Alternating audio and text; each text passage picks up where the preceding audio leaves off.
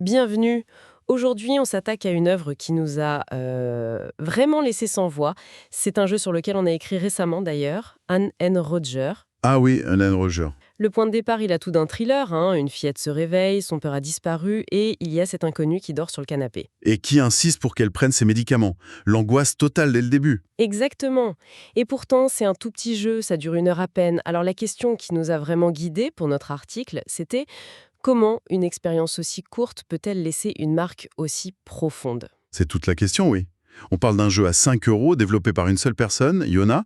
On s'attend à une petite expérience sympa et en fait, on se prend une claque narrative monumentale. On commence dans cette ambiance très mystérieuse, très angoissante, on est perdu. Complètement.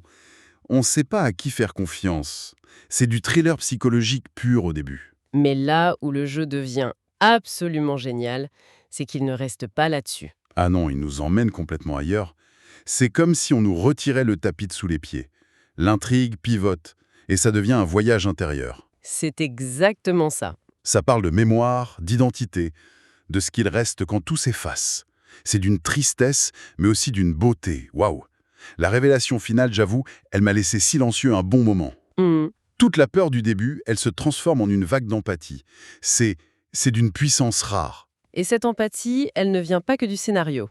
Elle est forgée par le gameplay. Ça, c'est un point sur lequel on a vraiment insisté dans l'article. Ah oui, totalement. Je pense à ce moment qui m'a personnellement rendue folle. Cette fenêtre pop-up « Je ne suis pas un robot ». Ah, le fameux pop-up. Impossible de la valider.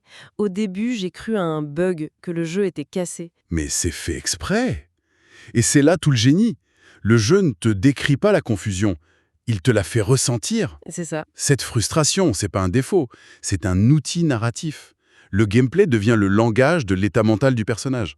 On n'est plus juste en train de suivre une histoire, on habite la confusion de l'héroïne. C'est un parti pris audacieux, mais ça crée une immersion viscérale, Tout à fait. Et c'est soutenu par une direction artistique. qui a l'air toute douce. Au premier abord, on dirait un livre d'images interactif, C'est ça, dessin à la main, 2 ou 3 couleurs pastel. très minimaliste. Très. Mais ce minimalisme est d'une intelligence folle.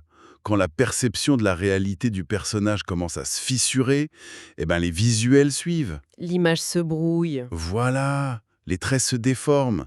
Et l'ambiance sonore aussi.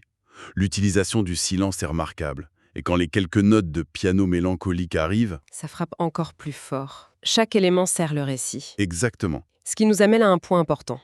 Doudou, malgré son apparence et son PJ3, ce n'est pas du tout une expérience légère. Ah non, clairement pas. L'impact émotionnel est puissant.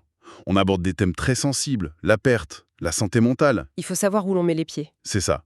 C'est une œuvre pour qui cherche des histoires fortes, des expériences qui sortent des sentiers battus, mais si on cherche un jeu confortable, ou si ces sujets nous touchent de trop près, C'est peut-être mieux de passer son chemin, hein, ça secoue. oui, Donc, en conclusion, c'est vraiment ce qu'on a voulu dire dans notre article Indrenet Game Rogers, c'est une pépite. Poignante, inventive, c'est la preuve qu'on n'a pas besoin de budgets colossaux. ou de dizaines d'heures de jeu pour créer un chef-d'œuvre interactif. C'est un concentré d'humanité. Une expérience inoubliable. Et ça ouvre une porte, je trouve, une porte fascinante sur ce que le médium peut faire. Ce jeu nous fait ressentir la désorientation à travers ses mécaniques. Hmm. Et ça soulève une question, finalement. Jusqu'où l'interactivité peut-elle aller pour nous faire éprouver une histoire de l'intérieur, au-delà de la simple observation? C'est une excellente question pour la suite. Quelle est la prochaine étape pour l'empathie dans le jeu vidéo?